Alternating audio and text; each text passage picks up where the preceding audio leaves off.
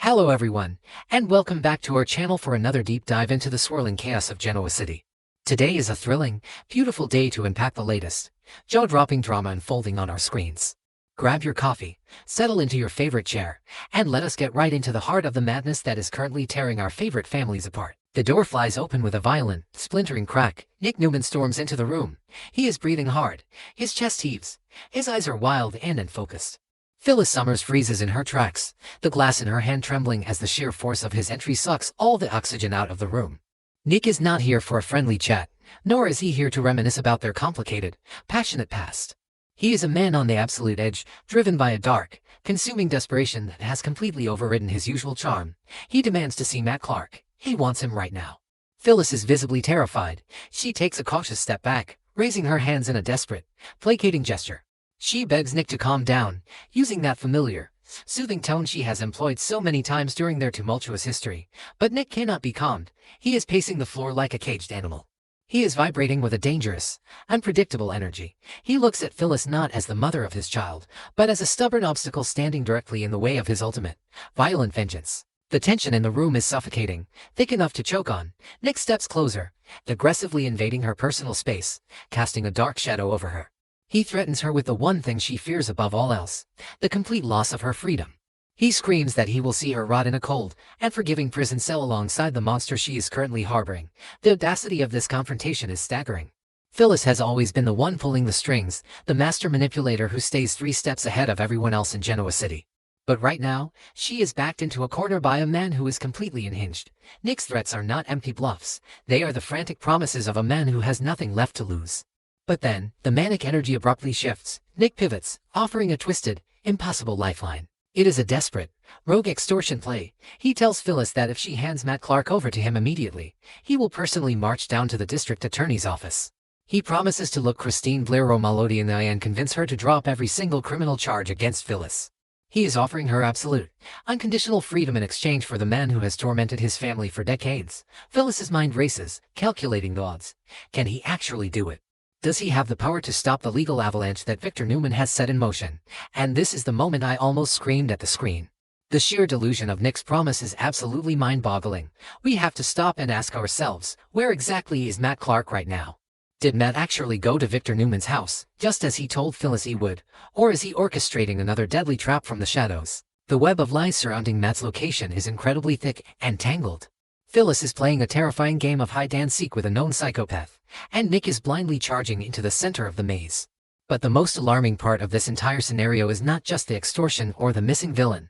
It is the terrifying, undeniable reality of Nick's current physical and mental state. Nick Newman is not operating on logic, reason, or even basic common sense. He is heavily under the influence. He is chasing a chemical high that is rapidly destroying his life and his moral compass. Let us be brutally honest about what is happening to the former golden boy of the Newman Empire. Nick cannot convince anyone of anything right now.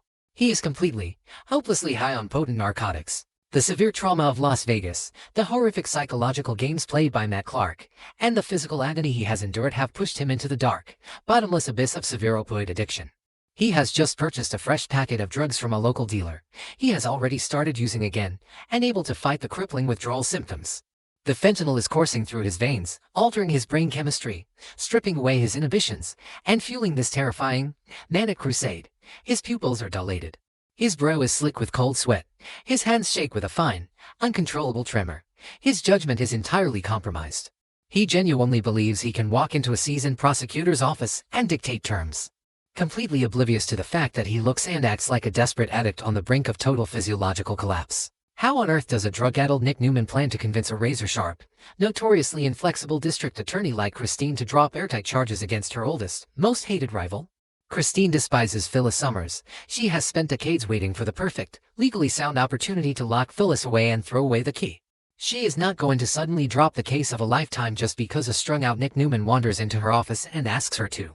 The only conceivable way Nick could force Christine's hand is by detonating a massive, unforgivable nuclear bomb on his own family. The only actual leverage Nick possesses is the dark, hidden truth behind the investigation. He would have to walk into Christine's office, look her in the eye, and confess that the entire foundation of her prosecution is a fabricated lie. Nick would have to reveal that the damning emails, the financial records, and the audio recordings against Phyllis Summers were entirely manufactured by Victor Newman's rogue artificial intelligence program. This is where the fentanyl makes Nick incredibly dangerous to the survival of the Newman empire. The sober Nick would weigh the catastrophic consequences. A sober Nick would realize that exposing the evidence would not just free Phyllis, but it would completely destroy his father and his sister. Victoria Newman was the one who physically handed that fabricated evidence over to the district attorney. She presented it as absolute fact. If Nick tells Christine the truth, he is essentially signing a federal arrest warrant for his own sister. Victoria could face severe, life-altering charges for tampering with evidence, obstruction of justice, and massive corporate fraud. But Nick's mind is currently hijacked by a lethal, synthetic opioid. The fentanyl has erased his deep-seated loyalty to the family business. It has completely erased his protective instincts toward Victoria. The only thing his drug-addled brain can focus on is getting his hands on Matt Clark, no matter the catastrophic collateral damage it causes to the people who love him. He is willing to sacrifice everything: his father's carefully constructed legacy, his sister's freedom, and his own internal moral compass just to satisfy this burning, toxic, all-consuming need for revenge.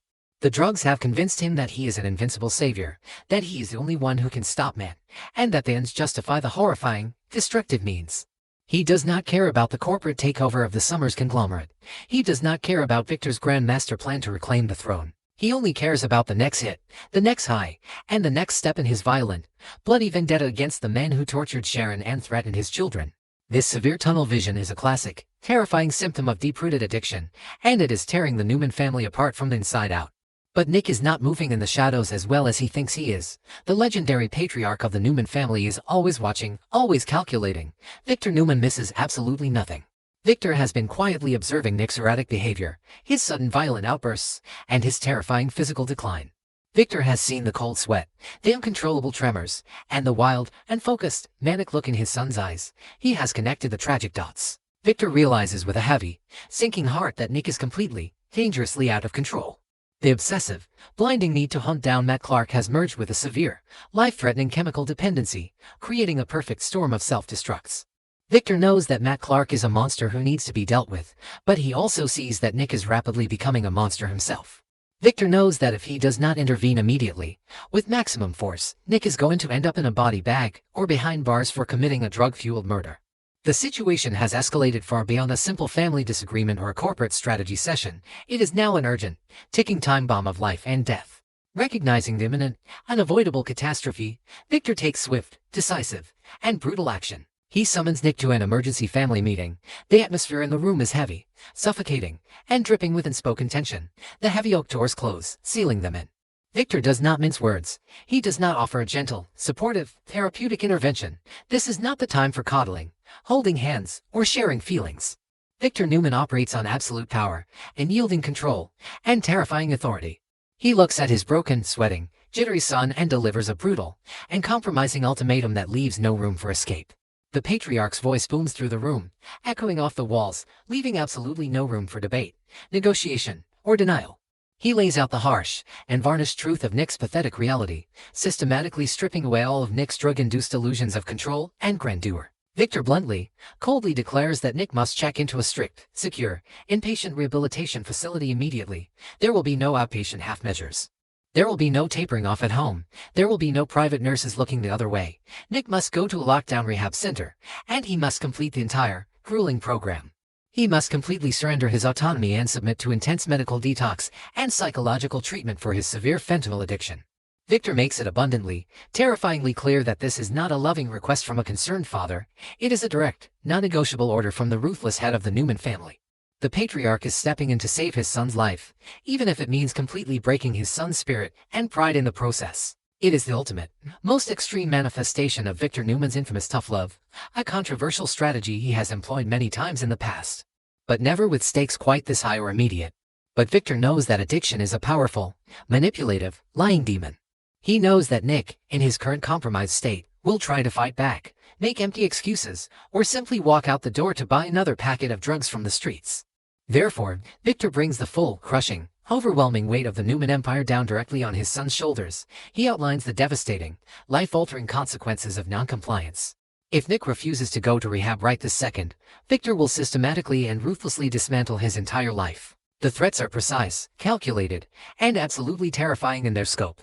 Victor promises to strip Nick of every single ounce of power, influence, and authority he currently holds within Newman Enterprises.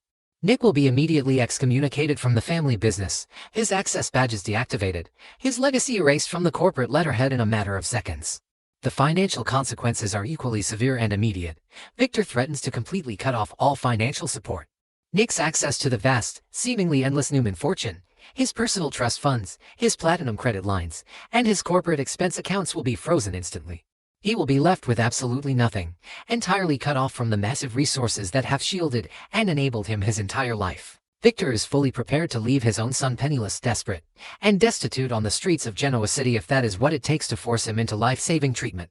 It is a ruthless, cold-blooded tactic, designed to corner Nick, to make him realize that without the massive Newman machine standing behind him, his drug-fueled crusade against Matt Clark is completely impossible.